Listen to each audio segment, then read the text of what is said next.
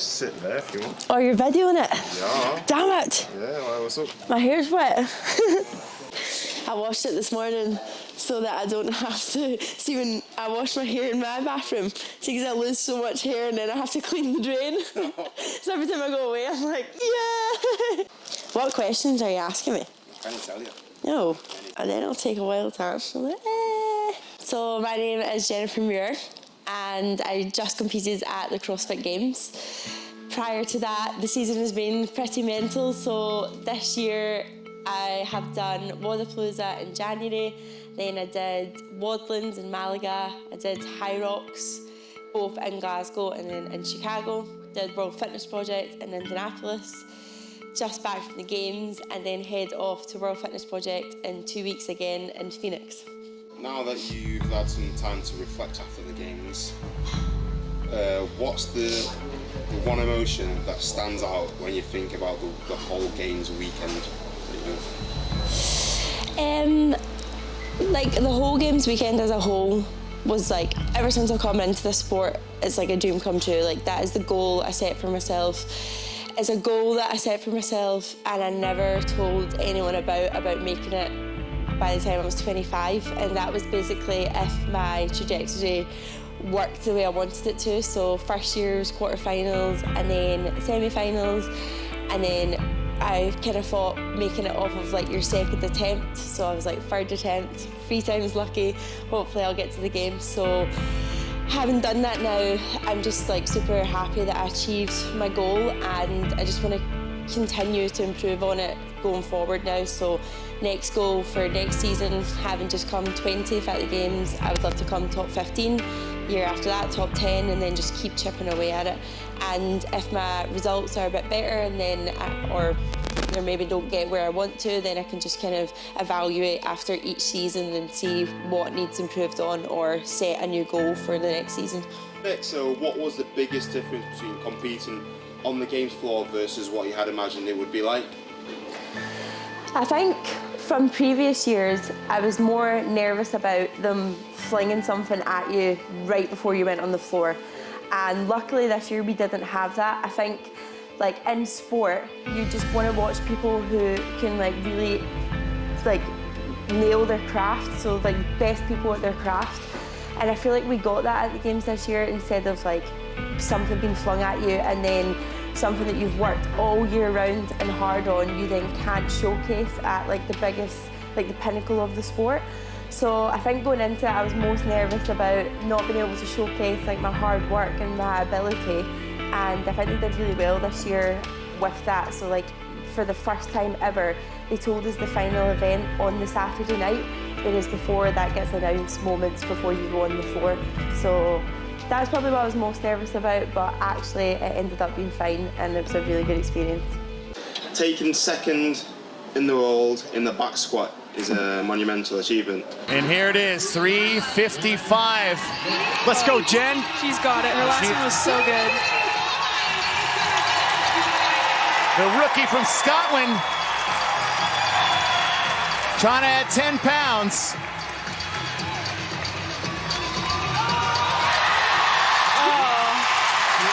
Jen Muir is making Alex Kazan look like one hell of an analyst right now. All right, give me Muir. Can you talk us through the moment and what it felt like to hit 355 pounds on the stage? So ever since I started CrossFit, I've always said to my coach that I would love a 1 rep max back squat to come up. Having done powerlifting for like a year and a half before coming into CrossFit, I always wanted those powerlifting movements to come up. So like squat, bench, deadlift, and I've never had it at an in-person competition. But I've been dealing with a bit of knee tendonitis, so since February I hadn't been squatting at all, like completely taken out of my programme. So when it finally got announced at the Games, I was like, what are the chances? Like my first year, get the one lift I've always wanted to come up, and I've not been doing it.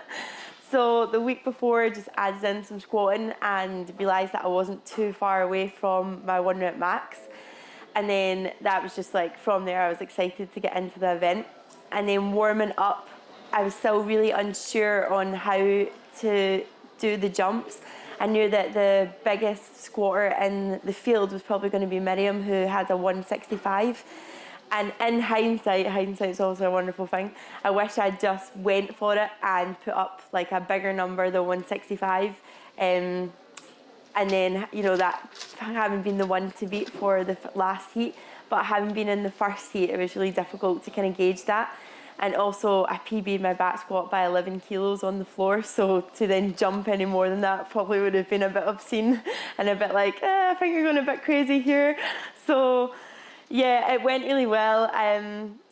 On the comp floor, I started off, I opened at 148, and then with the pound conversion, I think what I'd put on only then went up to like 152.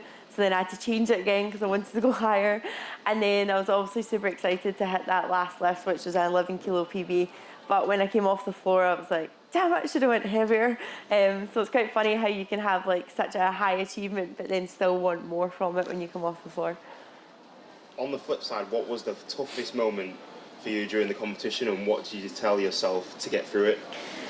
The toughest bit was probably there's probably two. So the crossover double unders, again, because of my knee tendonitis, jumping is probably the worst thing for it. So when they got announced, I wasn't even able to practice them because when I did them, it then took away from all my other training. Like, it causes so much inflammation that I then struggled to like walk on it, honestly, after it. So I couldn't even practice them. So the only time I got some practice in was the Wednesday right before the comp, so while we were in America. So I knew, like, going into that event, it was like quite sad that it wasn't essentially an ability problem. It was just the fact that I couldn't do it because of my knee.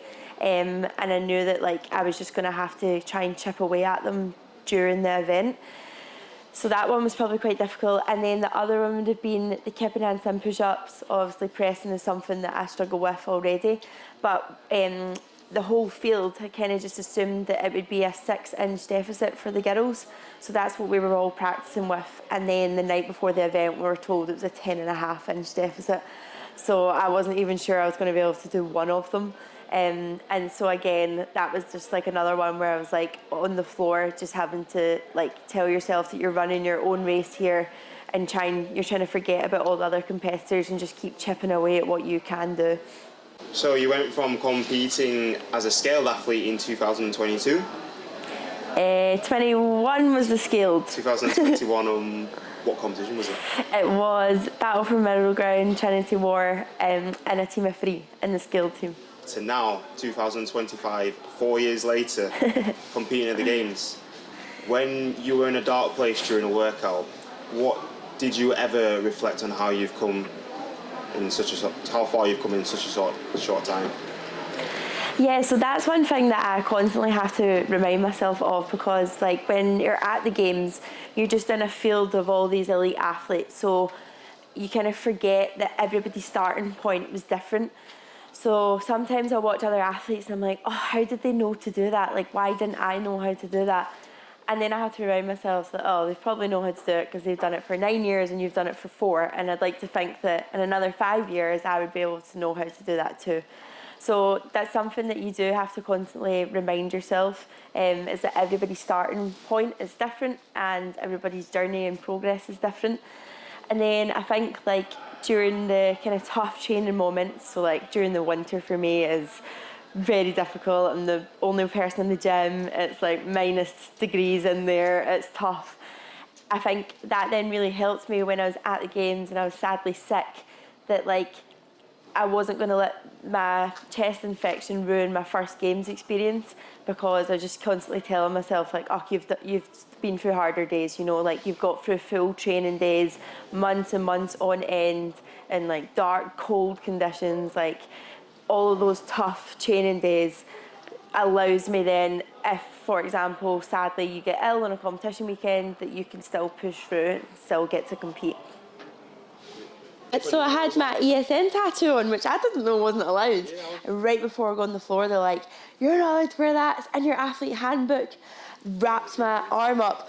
Well, then I was like, after it, I went through, read the athlete handbook, It's not in the athlete handbook. not? No, I was like, I thought they'd done like a blood test or something like that. I'm like, How it I was there. like, what's wrong with the shoulder? Like, she got no shoulder injuries. Is that for every event, or did you just rip it off after that? they said that if I didn't get it off, they wouldn't let me back on the floor, so I had to scrub it off.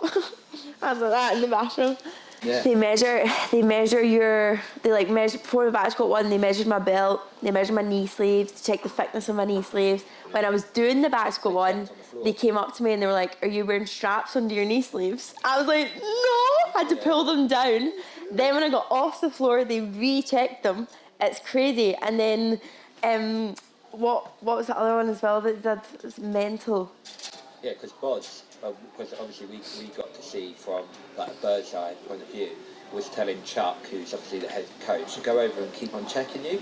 Oh, did they? Because you were sweating so much. Literally because I'm the tall person squatting so much, they're not there. Yeah, no tall people. Yeah. No tall people are allowed to squat.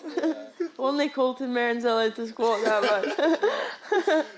Were you one of the tallest, do you know? I am the tallest. Oh, are you tallest? Yeah, I'm the tallest in the field. I'm not even that tall, I'm like 5'7.5". Yeah. But yeah, I'm literally the tallest girl in the field. Wait, you're telling me I'm the tallest girl at CrossFit Games then. You had a huge amount of support from the community back home and the wider JST family. How much did that support mean to you during the weekend? Oh, it means so much. So like, I even felt like I had my two best friends with me there the entire time, which is great. And then my family sadly got delayed and they didn't get there till the Saturday.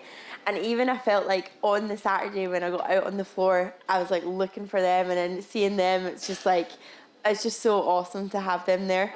And then as well, like everyone before I went, my gym did a fundraiser before I went, CrossFit Paisley did a fundraiser before I went, and then like the amount of people that bought a tea as well, seeing all that support is just awesome. It's just like, you know that you're not doing it alone and you have loads of people behind you. What's the single best lesson you'll take away from your rookie year at the Games that will make you a better athlete for next season? I think the overall thing that I said to Steve was I couldn't tell if I was just being too conservative on some of the workouts. I think some of the workouts that I didn't have exposure to the movement, which I mean a lot of athletes are in the same boat, right? You don't get exposure to the movement until you get there sometimes. So like the pegboard one for me was a big one. Like during that workout, I felt I was going too conservative until I then realised that it wasn't me just struggling on the pegboard, it was the pegboards. So like halfway through that workout, when I seen that like I was walking to, because the bars you obviously moved up, and when I was walking, and when you finished it, they twisted your bar so you kind of knew where everyone was on the field. And I could see like my loads of bars weren't twisted, and I was like, oh, I feel like I could actually, this pegboard's really slippy, but like in my head I was like, just go hole for hole, like just keep moving up the pegboard as best you can. And I think when I realised that it wasn't my ability on it, it was actually the pegboard, I then like my mindset kind of flipped a wee bit, and I was like, I almost felt like I was then trying harder, which I shouldn't have been. And I should have been trying as hard as I could from the get-go, but I think I was just too conservative with a lot of the movements. So like the pegboard, the crossover double unders, and then even the kip and handstand push-ups, I kind of was like trying to go one every 30 seconds, and maybe I could have done one every 25, every 20. So having like a bit more of like an attacking attitude, even in training, instead of being like a bit like holding back till I know I can do the skill. A lot of the time I'll rest until I feel ready to do the skill. And I think in training over the year, I would like to push it, even if I feel I'm not ready, jump up and then just see how the outcome comes from that. And I think doing that in training, hopefully over the year, I'll then have confidence in workouts, even if it's a movement I've never done before, that I can try and attack it a wee bit earlier than I think I can. What was your first thought or emotion the moment you stepped onto the Games floor for the first time? I think the first event we got to do was the run, row, run one, which is obviously outside, so you're not actually on the Games floor in the arena yet. But that was like a really nice event, like 55 minutes odd long, that you just got to soak it all up. A lot of the time, like on the floor, if it's like a 10-minute time cap, it goes so quick. And if there's so many moving parts in the workout, you're constantly moving on to a next movement. You don't really get to stop and kind of soak it in. So the first event, I think, was a really nice way to do that. Like, you had loads of time running, getting to kind of soak in the crowd and soak in the scenery and just kind of take in that you were at the games. And yeah, like that first event, I think, was a really nice like introduction to that, getting to like take a moment and soak in the games. First time you stepped onto the games floor inside, how was that in comparison to being able to soak it up? Was you still able to kind of soak up the atmosphere and the emotions as well? Yeah, so the first time I stepped on the floor inside was the crossover double under event. So definitely not as much as I would like to like kind of go back and tell myself to soak it up. I think when I first got on that floor, the first thing I was more worried about was getting through those crossover double unders. And there was so many movement parts on that event. So you went from like the wall walks onto the dumbbell, onto toes to bar, onto crossovers. There was so much in that event that you're just constantly thinking about the next thing. So after that event, I didn't really feel like I'd gotten to soak it up as much as I'd like to. So then when I went out for the pegboard one, I was like, right, look for your friends in the crowds and like try and soak it up a wee bit more, see where everyone is, and yeah, just take some time, because like the weekend goes so quick, and especially over this time, it was only 3 days, whereas I think it's normally 4. It just went, before you know it, like it just goes so quick. And unlike any other competition that you do, you're at the venue all day. So you're there from like 7, 8 a.m. till 8, 9 p.m. at night, because after you compete, you then have like athlete ceremony and then athlete briefing. So you're there all day. So the day just goes so quickly. Finally, what would you say to the JST athlete who's just starting out and looks at the games as an impossible dream? I would say never say it's impossible, but definitely start by setting realistic goals. So like when I first started, although I had like that big dream in the back of my mind, I didn't tell anyone about it. It was more just, what's the next goal that I can achieve? So first thing I did was get in-person comp experience, did the scaled battle for middle ground, and then from there I competed in the Open into the quarterfinals and saw my placing in there. Then entered RX in-person competitions, got experience as an individual and as a team, and I think that helps like your progression massively. Like, not only do you do things for by yourself, you then also have to like strategize and do things for the better of the team. And yeah, so I would just say, don't have it as like an impossible dream, but definitely set realistic goals and then just keep trying to tick them off, and hopefully each goal will get you closer and closer. Appreciate that. Thank you very much. Thanks.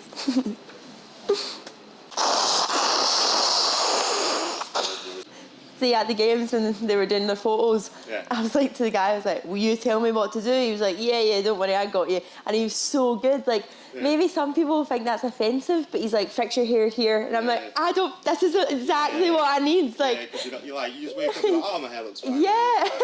And like, or I'll get the photo back and I'm like, oh, I hate them. Whereas I would rather he was like, nah, fix your hair, and then I like them. Then you're like, oh, yeah. I love this picture. Yeah. Like, I hate this picture. I hate it.